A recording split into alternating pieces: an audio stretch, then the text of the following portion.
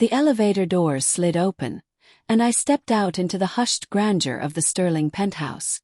Park Avenue, even at this late hour, hummed with a distant, muted energy. My heels clicked softly on the marble floor, a stark contrast to the city's rumble I'd left behind. All I wanted was to kick off my shoes, maybe pour a small glass of something smooth, and just be. A quiet evening was what I'd promised myself after a day that felt longer than a month. But quiet was the last thing I found. As I rounded the corner into the main living area, the noise hit me like a wave. Music, loud and thumping, vibrated through the expensive rugs. Laughter, sharp and a little too forced, echoed off the floor-to-ceiling windows that offered a dizzying view of the glittering cityscape. And there, in the middle of it all, holding court like a king on his throne, was David, my son-in-law. He was surrounded by a gaggle of his usual crew, Mark, all slicked-back hair and a grin that never quite reached his eyes, and a few other faces I vaguely recognized from various awkward family gatherings. They were all dressed in that sharp, expensive casual wear David favored, looking like they'd stepped out of a magazine. David spotted me then, his eyes narrowing slightly, that practiced, charming smile faltering for just a second before snapping back into place. But it was too late. I saw the flicker of annoyance. "Oh, great," he drawled, his voice cutting through the music, amplified by the sheer volume of his presence. He didn't even bother to stand. "Look who decided to grace us with her presence. Mom, seriously, you're not even dressed for this. What are you even doing here?" He gestured vaguely with his drink, a splash of amber liquid sloshing over the rim. "This is a party, not a bingo night." The others chuckled, a few turning to stare. I just stood there taking it all in. The disrespect was so blatant, so, David. My heels, which had felt so confident on the marble just moments before, suddenly felt like anchors, rooting me to the spot. David's words, laced with that familiar oily charm, hung in the air, thick and suffocating. The laughter from his friends, a pack of hyenas circling their prey, died down, replaced by a tense silence. All eyes were on me. It was exactly what he wanted, I realized. Public spectacle. A way to assert his dominance, to show everyone, especially me, who was in charge in this glittering sterile box in the sky. "Seriously, Mom," he repeated, his voice a little louder this time, as if to ensure everyone heard. He took a slow sip of his drink, his gaze never leaving mine. It was a calculated move, designed to make me feel small, out of place, a relic from a past he was trying to outrun. "This isn't exactly your scene, is it?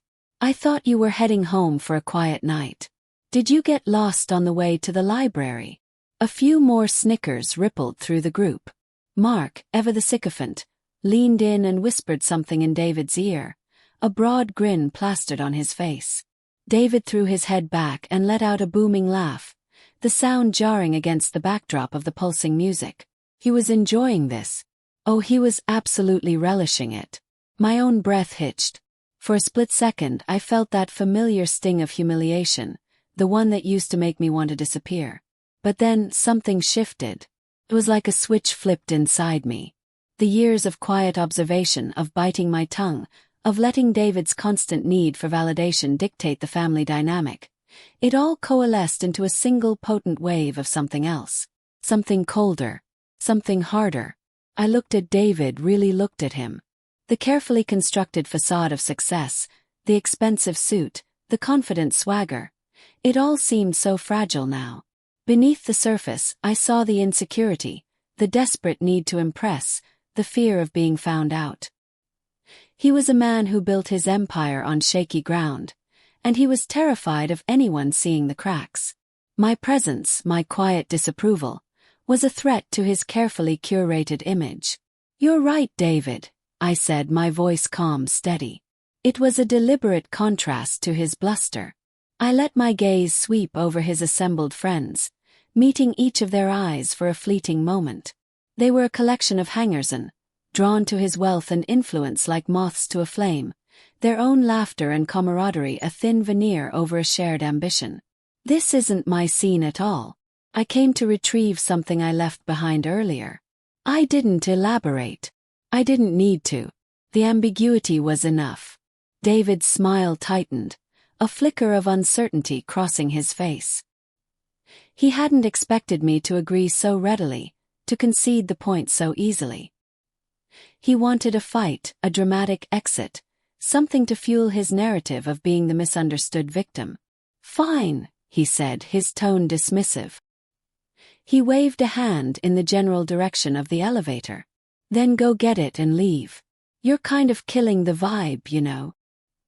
He turned back to his guests, already re-engaging with them, as if I were nothing more than a fly he'd swatted away. Mark gave me a smug look, a silent confirmation of my irrelevance in David's world. I didn't move immediately.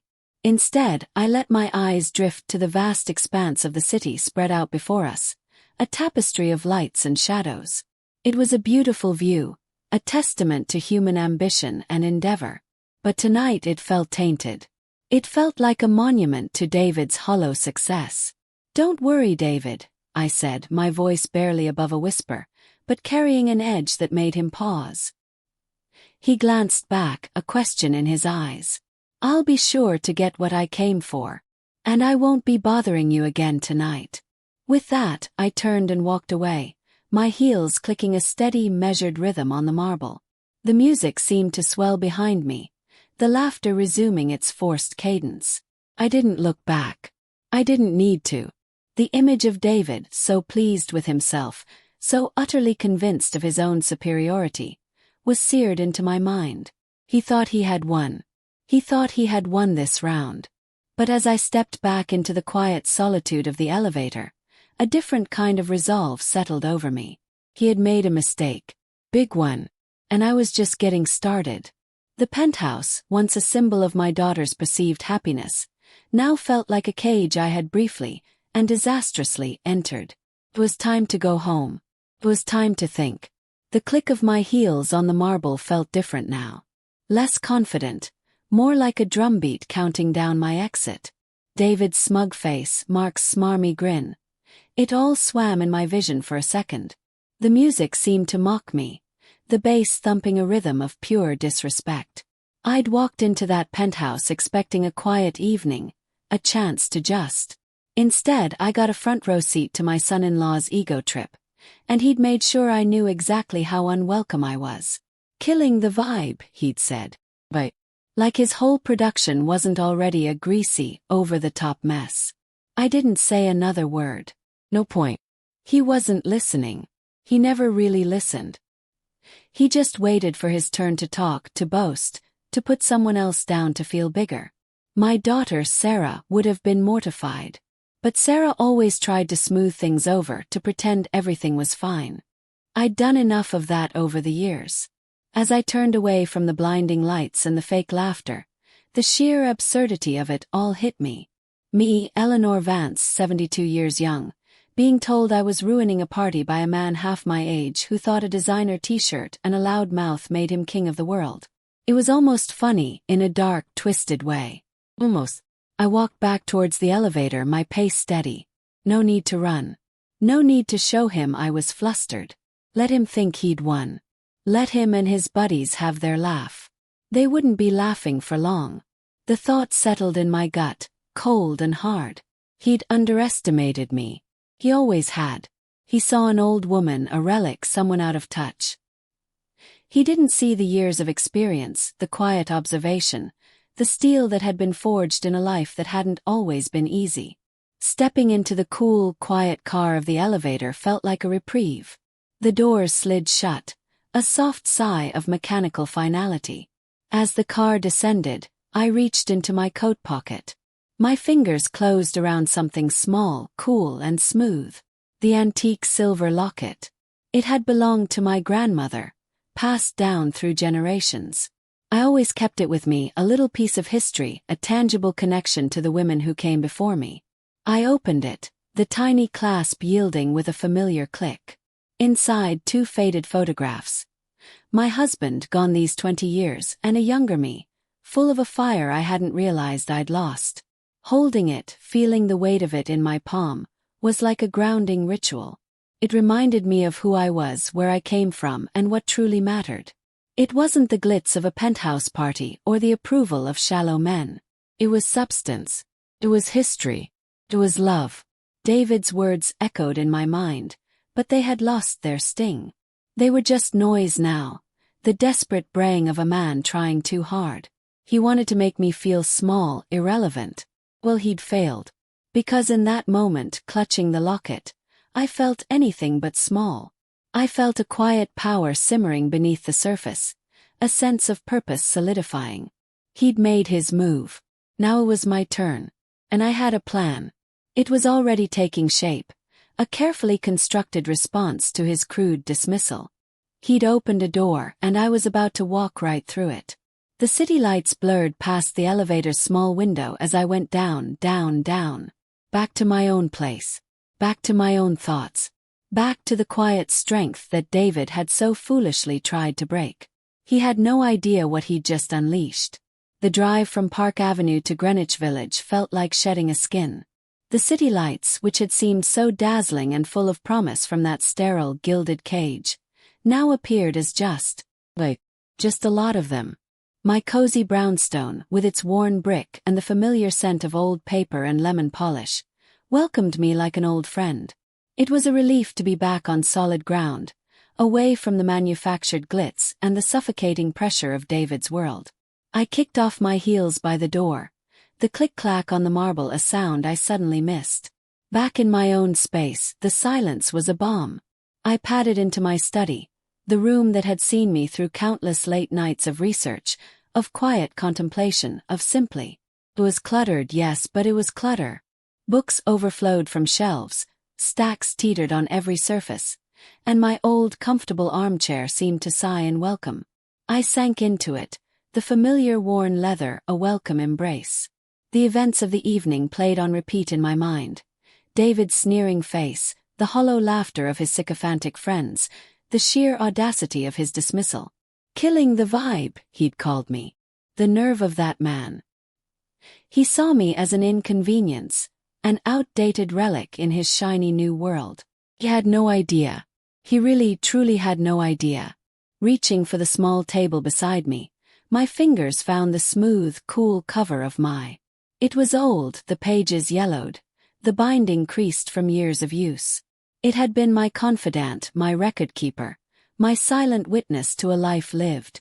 Tonight it would bear witness to something new, something with a sharp, determined edge. I uncapped my pen, the familiar weight of it in my hand grounding me further. My hand, usually steady, trembled just a little as I began to write. My pen scratched across the page, each word a deliberate stroke, a building block of my resolve. The humiliation of the evening was still a raw wound, but beneath it, something else was taking root. It wasn't just anger. It was a cold, clear purpose. David Sterling had made a grave error in judgment. He had poked a sleeping bear, and now the bear was wide awake and very, very angry. The quiet strength he'd mistaken for weakness was about to become his undoing. I closed the journal, the snap of the cover echoing the finality of my decision. The night was far from over. The phone felt heavy in my hand, a small anchor in the swirling aftermath of last night.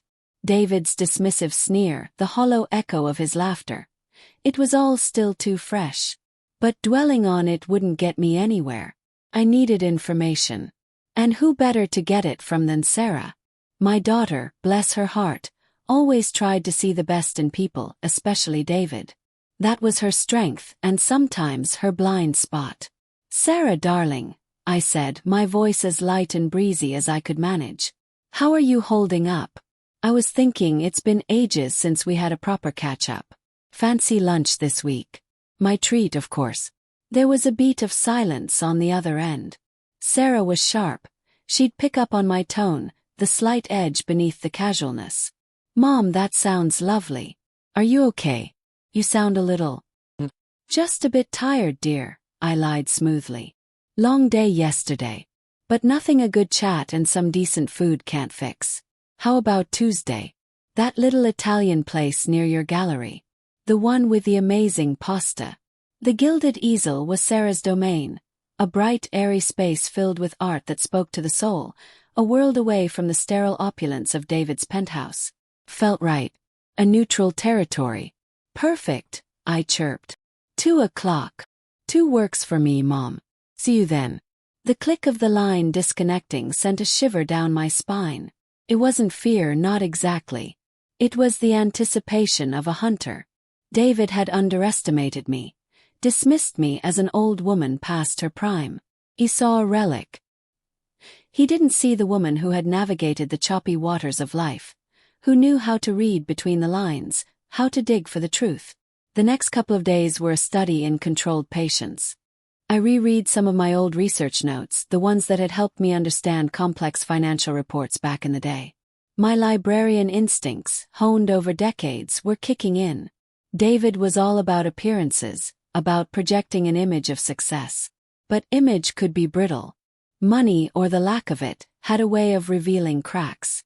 Tuesday arrived bright and crisp. I met Sarah at the chosen spot, the aroma of garlic and basil welcoming me. She looked a little tired, the familiar worry lines around her eyes more pronounced than usual.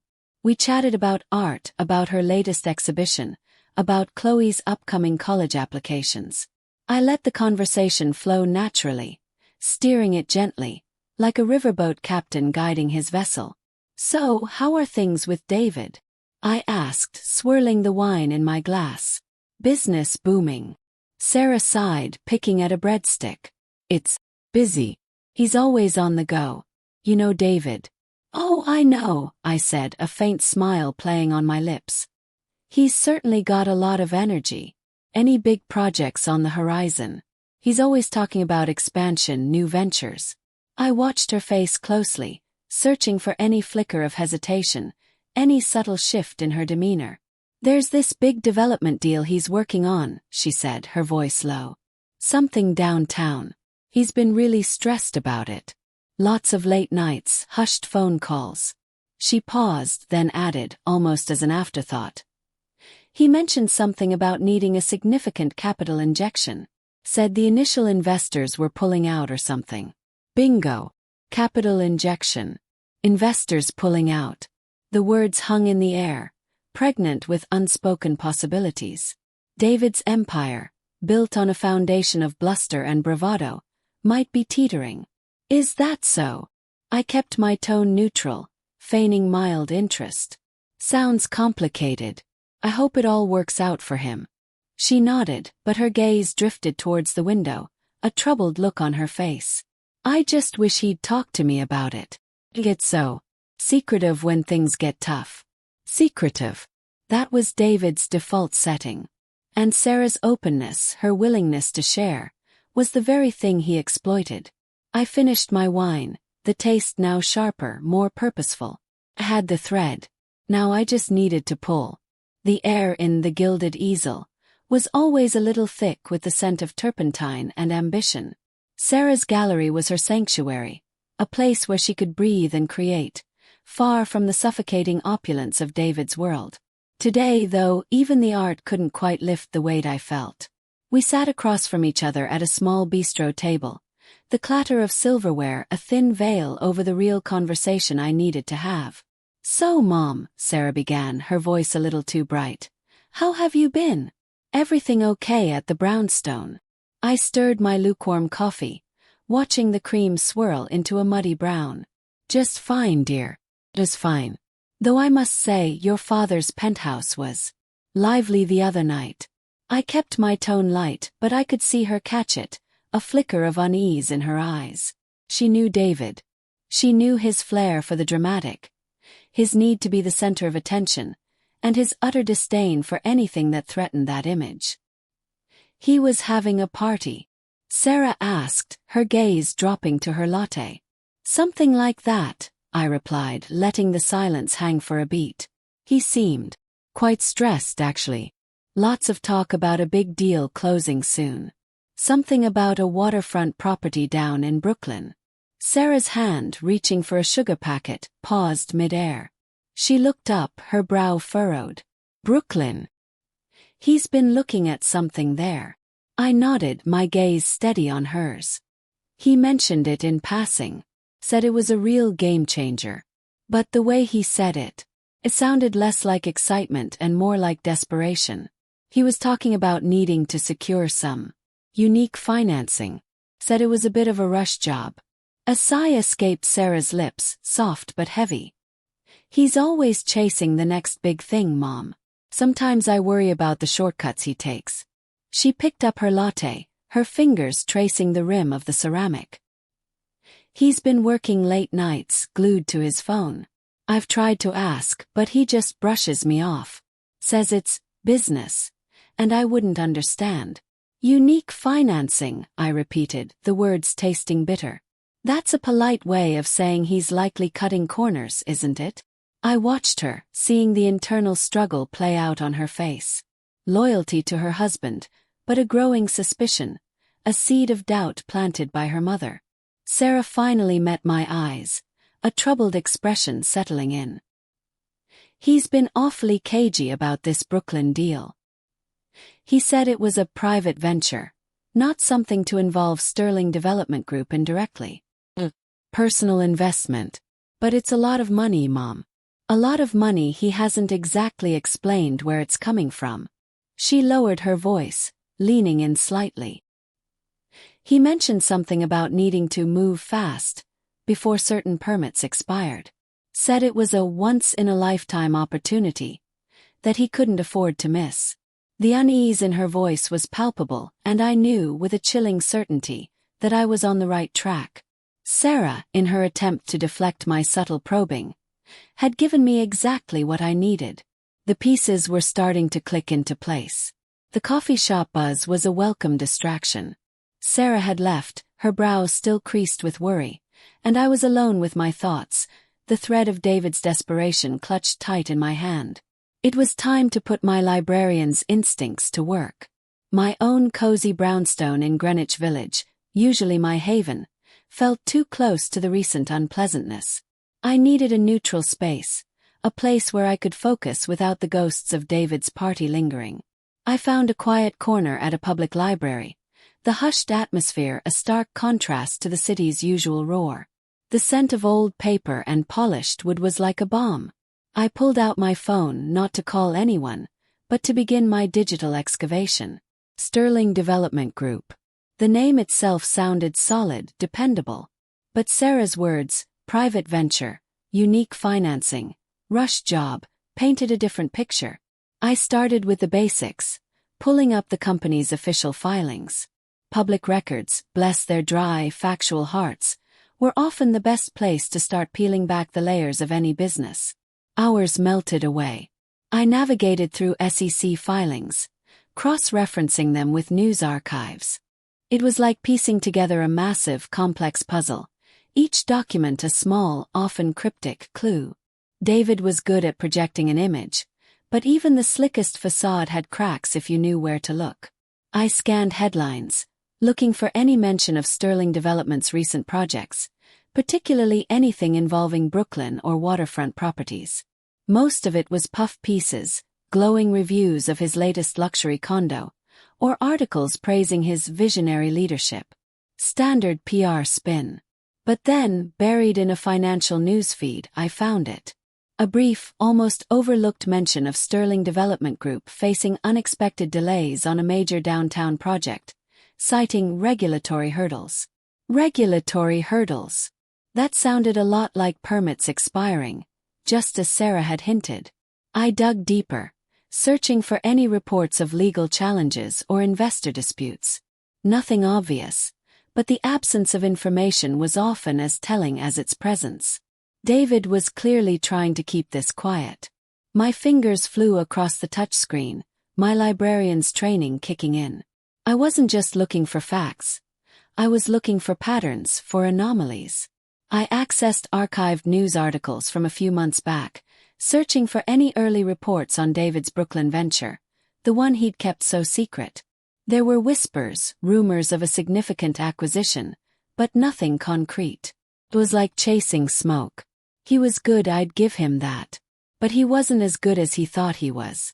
The sheer effort of keeping this all under wraps must be exhausting. And exhausting people made mistakes. I just had to find his. The weight of the antique silver locket, tucked inside my purse, felt like a steady presence, a reminder of the quiet strength that lay beneath the surface. My work was just beginning. The library had been a good place to think, a quiet corner in the storm. But sitting there, scrolling through endless financial reports, I realized I needed more than just paper trails. I needed the inside scoop, the kind of dirt only someone close to David's shady dealings would have. Sarah, bless her heart, was too loyal, too close to the fire. But Mark Jenkins. He was David's right-hand man, the guy who probably knew where all the bodies were buried, metaphorically speaking. He was also, from what I'd gathered, a bit of a snake, always looking for the next angle. Perfect. I remembered seeing Mark at one of David's ghastly parties a few months back. He had that slicked-back hair and a smile that didn't quite reach his eyes, the kind that promised you a deal but probably planned to screw you over. He was David's age, maybe a little older, but carried himself with that same faux confidence. I needed to find him, and I needed to do it without tipping David off. A quick search on my phone using a burner app I'd picked up years ago for, well, never mind that now, brought up a few possibilities. Mark was listed as a senior VP at Sterling Development. He had a LinkedIn profile, naturally, full of self-congratulatory posts about synergy and leveraging assets. But it also listed his office address. That was a start, but walking into his office felt too direct, too confrontational. I needed to lure him out, make it seem like his idea. I decided on a discreet downtown coffee shop, the kind where people meet for hushed conversations. A place like the Daily Grind near City Hall Park. It had a reputation for being low-key, a spot where you could have a private chat without feeling like you were on display. I'd call Mark, pose as a potential investor looking to get in on some of David's exciting new ventures.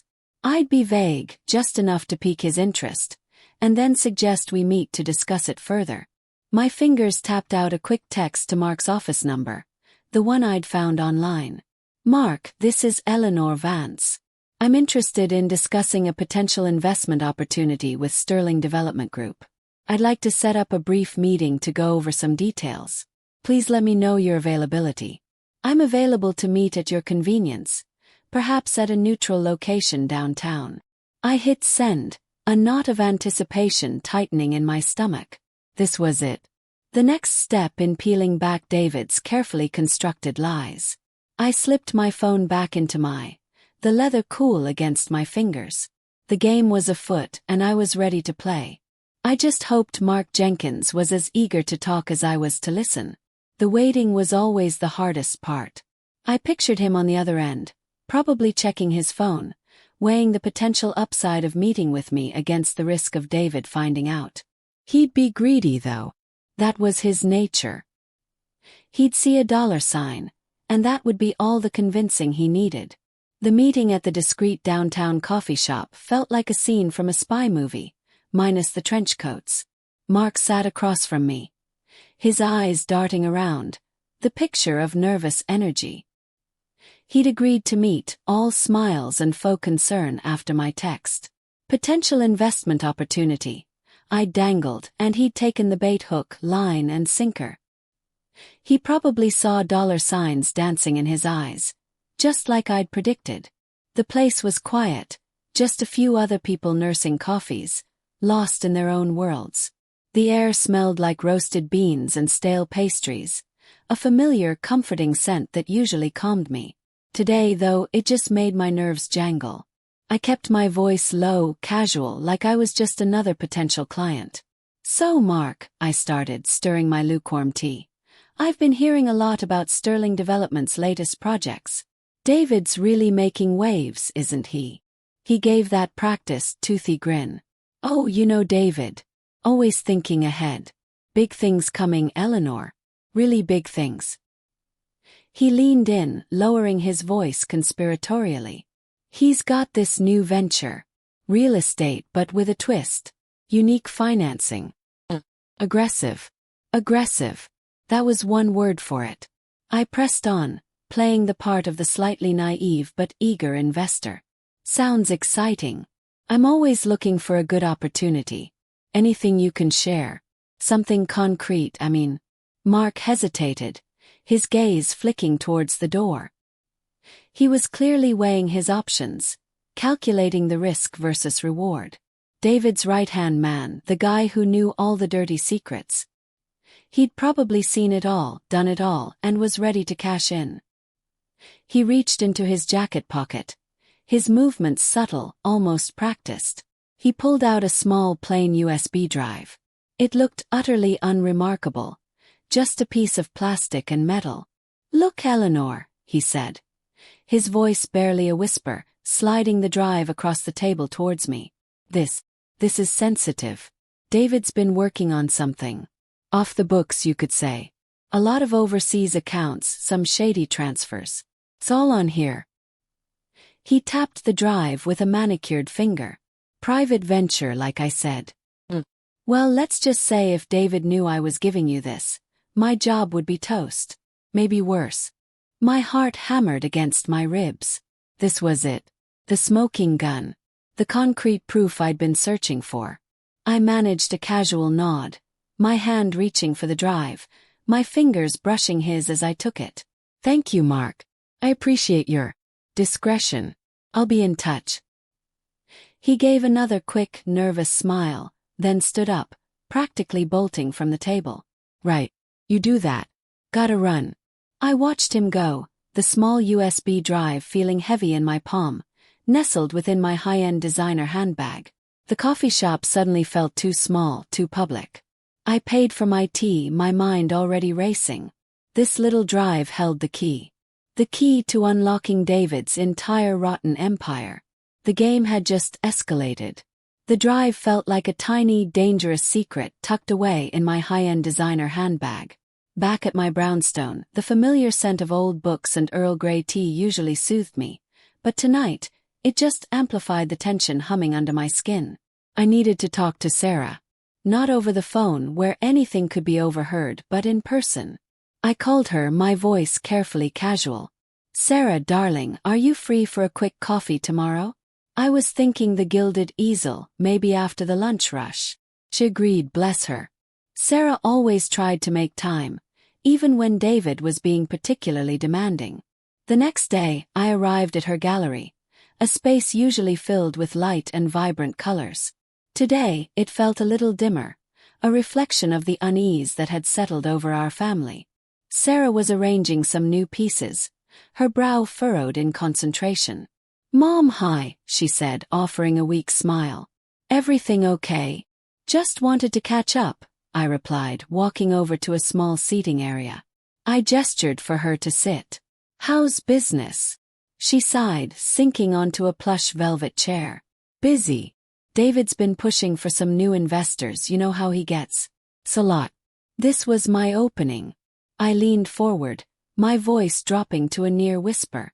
"Sarah, I found something out about David's latest venture. Something not good." I reached into my handbag, my fingers closing around the encrypted USB drive. It felt impossibly small to hold so much potential destruction. "What do you mean, Mom?" Her eyes widened, a flicker of apprehension crossing her face. I slid the drive across the small table between us. "This contains some financial records. Mark Jenkins gave it to me. Show some questionable dealings. Overseas accounts, money moving around in ways that don't make sense for a legitimate business." Sarah stared at the drive, then at me, her expression a mixture of disbelief and dawning horror. "Mark gave this to you. Why?" "He's looking out for himself, I suspect. But the information. Sarah, it looks like David is involved in something illegal. Something serious." I watched her closely. Her face had gone pale, her hands trembling slightly as she reached for the drive. She plugged it into a small laptop she kept behind the counter, her movements jerky. As the files opened, a gasp escaped her lips. She scrolled through spreadsheets, bank statements, emails. Each click of the mouse seemed to deepen the chasm between her and David. Her artistic sensibility, her inherent goodness, was recoiling from the ugliness laid bare. I don't understand," she stammered, her voice barely audible. "This can't be right. David wouldn't." But even as she said it, the conviction wasn't there. The evidence was stark, undeniable. She looked up at me, her eyes brimming with unshed tears, a profound sense of betrayal washing over her. He lied. To me. To everyone." I nodded, my own heart aching for her, but my resolve hardening. "It seems so, darling." She sat back, the laptop sliding from her lap onto the floor with a soft thud. She buried her face in her hands, a silent sob shaking her shoulders. The bright, airy gallery suddenly felt suffocating, filled with the weight of David's deceit and Sarah's dawning realization of her own unwitting complicity. The carefully constructed world she'd built was crumbling, and I was the one holding the wrecking ball. The raw pain on Sarah's face was almost unbearable. Seeing my own daughter shattered by her husband's lies, it twisted something deep inside me. But I couldn't let her stay broken. Not now. Not when we were so close. I put a hand on her arm, my touch firm. "Sarah, honey, look at me. This isn't your fault. You didn't know. But now you do. And we're going to do something about it." She sniffled, wiping her eyes with the back of her hand. "But what, Mom? What can we even do? This is David. This is David's mess, and we're going to clean it up," I said, my voice steady. I knew I couldn't just let this evidence sit around. It needed to be organized, presented in a way that was undeniable. Dossier. That's what it needed. Something solid, something that screamed guilty without a shadow of a doubt. We spent the rest of that afternoon back at my brownstone. The usual calm of my living room felt charged, buzzing with a nervous energy. Sarah was still shaken, but a flicker of resolve had ignited in her eyes. She was helping me. That was all that mattered. I dug out my old, trusty vintage typewriter. It sat on my desk, a relic from a different era, but still perfectly capable. The keys were a little stiff, the ribbon a bit faded, but it was exactly what I needed. No digital trails, no easy way to trace things back. Just plain, old-fashioned ink on paper. "I'll need to start with formal letters of inquiry," I told Sarah, pulling out some crisp, cream-colored stationery. "We need to ask for clarification on these transactions, these offshore accounts. Make it look like we're just trying to understand his private venture," as Mark so delicately put it. Sarah nodded, her gaze fixed on the encrypted USB drive that sat on the coffee table between us. She'd brought it with her, a silent, heavy reminder of what we were up against. And what if he doesn't respond? Or gives us more lies? Then we have the letters to show we tried to get answers through legitimate channels, I explained, feeding the first sheet of paper into the typewriter. The clack of the keys echoed in the quiet room. And we have the evidence from the drive to back up our claims when we present it elsewhere.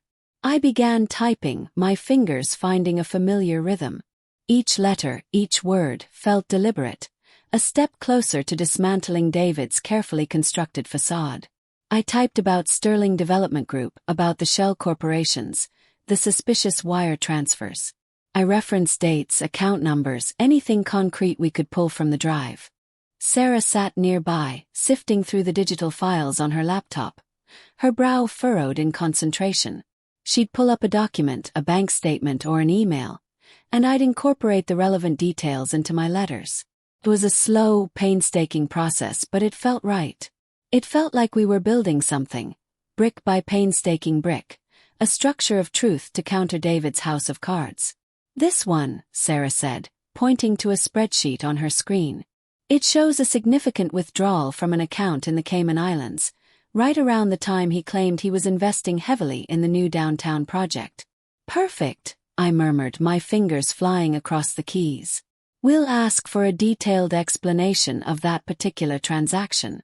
We worked for hours, the afternoon sun giving way to the soft glow of my desk lamp.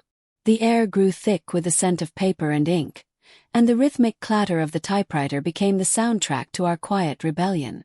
Sarah, despite her initial shock and sadness, was proving to be an invaluable partner. Her sharp mind, usually focused on art, was now a formidable weapon against her husband's deceit. It was a difficult alliance, forged in the fires of betrayal, but it was an alliance nonetheless. We were a team, 2 women against one man's empire of lies.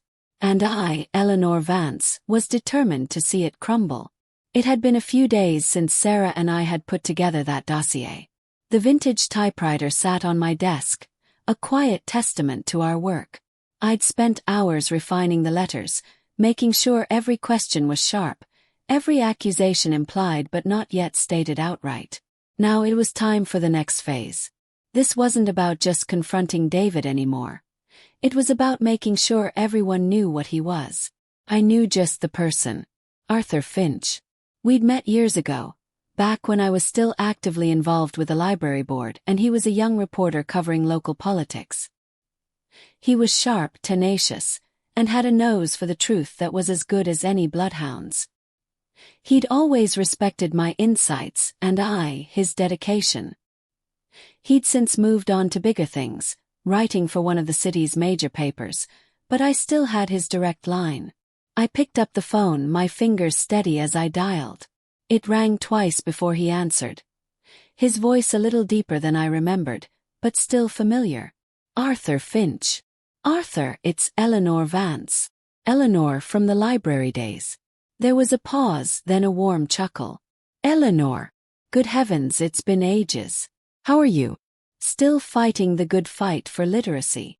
Something like that, I said, a small smile playing on my lips. Actually, Arthur, I have something rather significant I wanted to run by you. Something that might be right up your alley. He was instantly intrigued. Oh, I'm always open to a good story, Eleanor. What's on your mind? It's about a prominent businessman. I began, choosing my words carefully.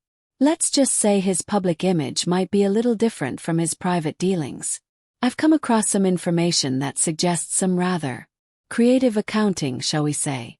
Overseas accounts, shell companies, the works. Arthur was quiet for a moment, letting that sink in.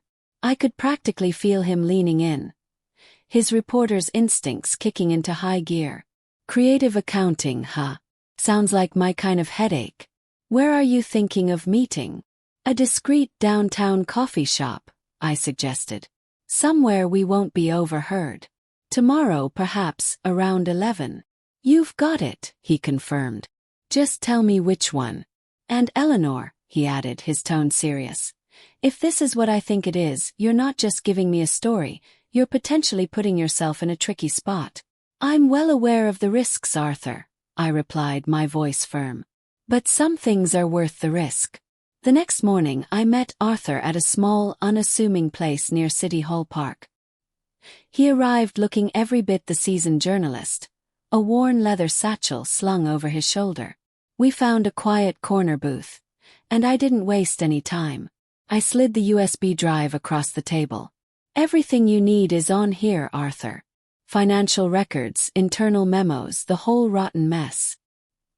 He plugged it into his laptop, his eyes scanning the screen as the files loaded.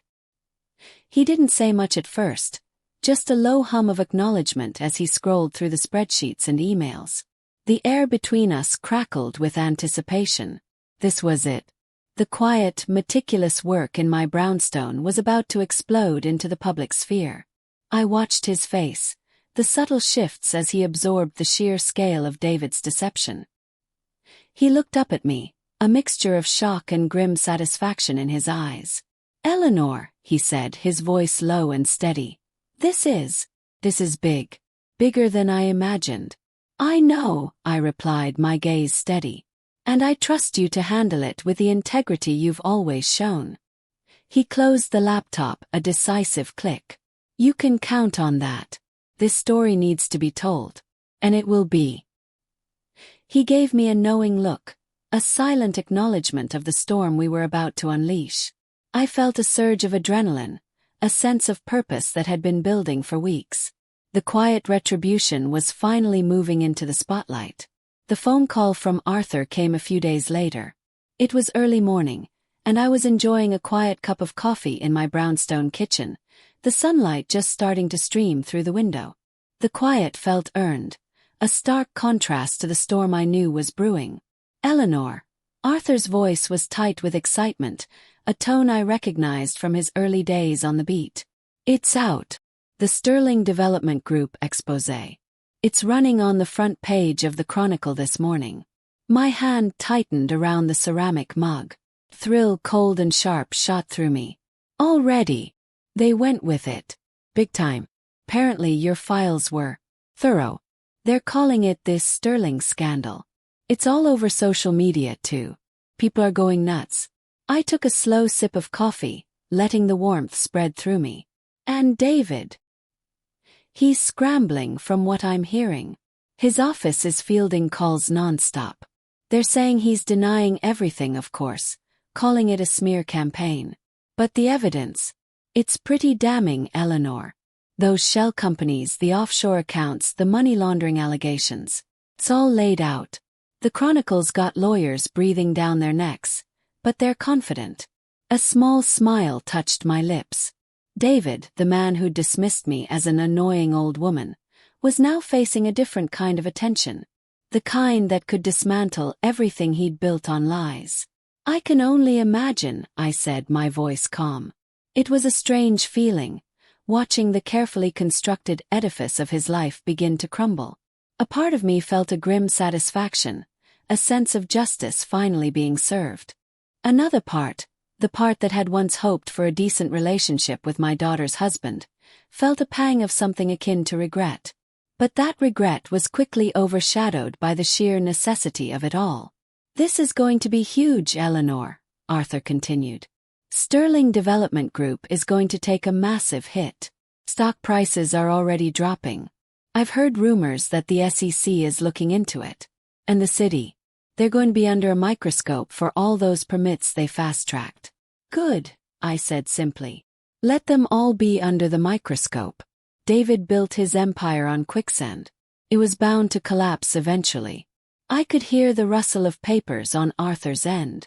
"They're trying to reach David for a comment now. I bet he's having a hell of a morning." I pictured him likely still in his ridiculously expensive penthouse, the morning sun glinting off the skyscrapers outside, but this time the light felt like an accusation.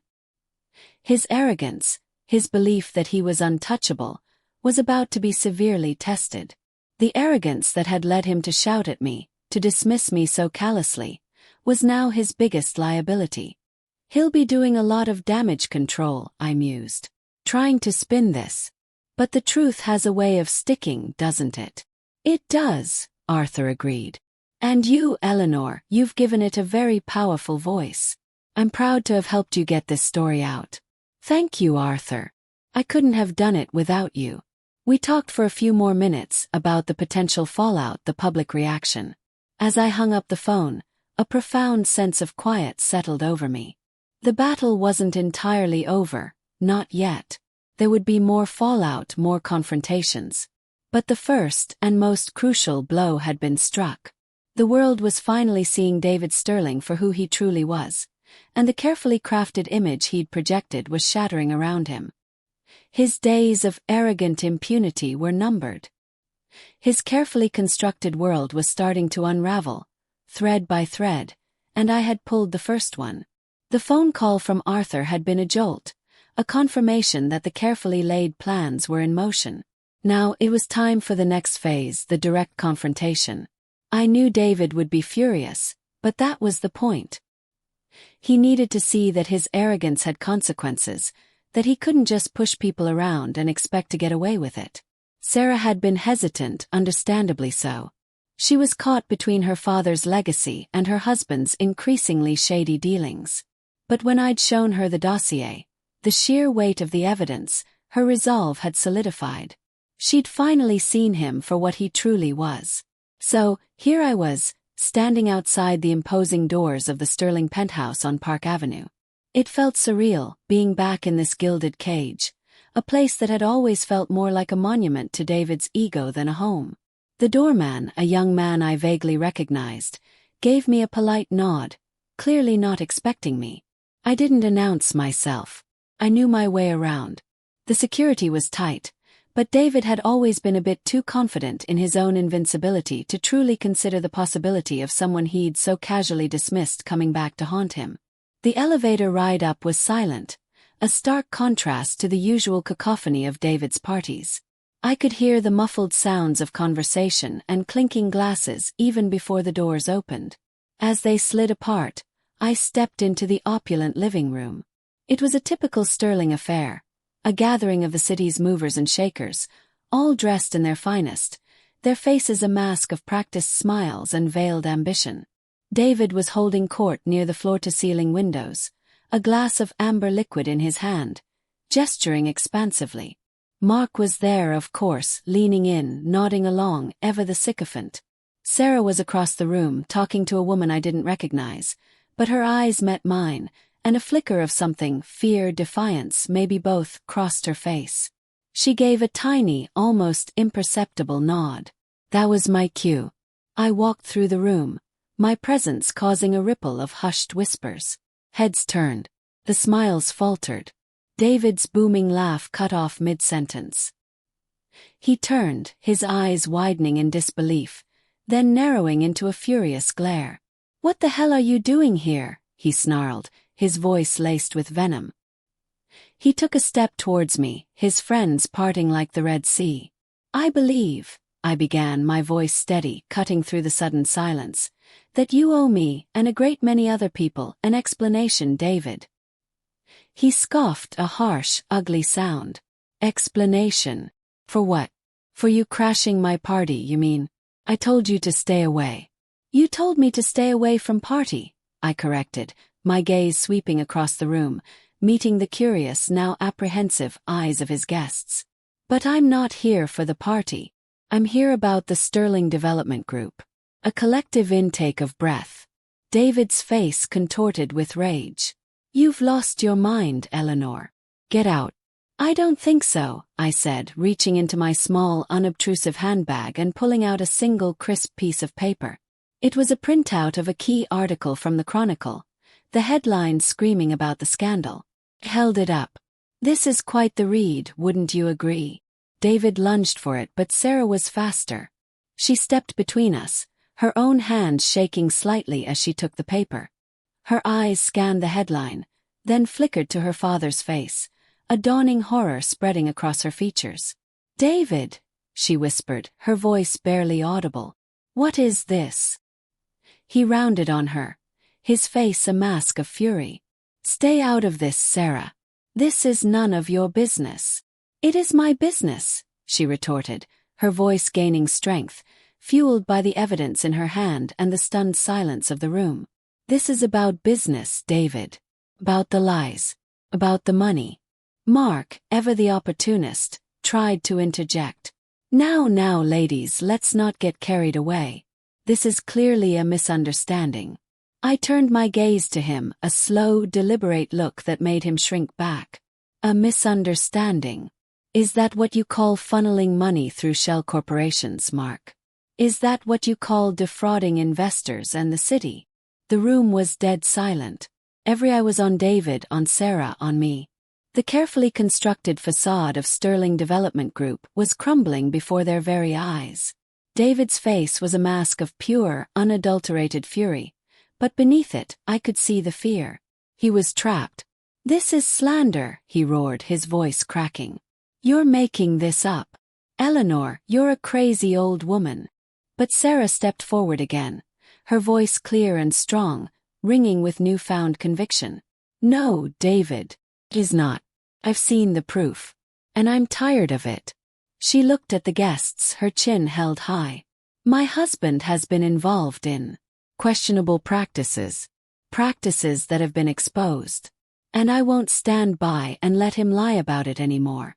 The air in the penthouse was thick with unspoken accusations, with the weight of David's exposed secrets. The party was over. The real reckoning had just begun. I watched as David's carefully built world imploded, and for the first time in a long time, I felt a sense of peace.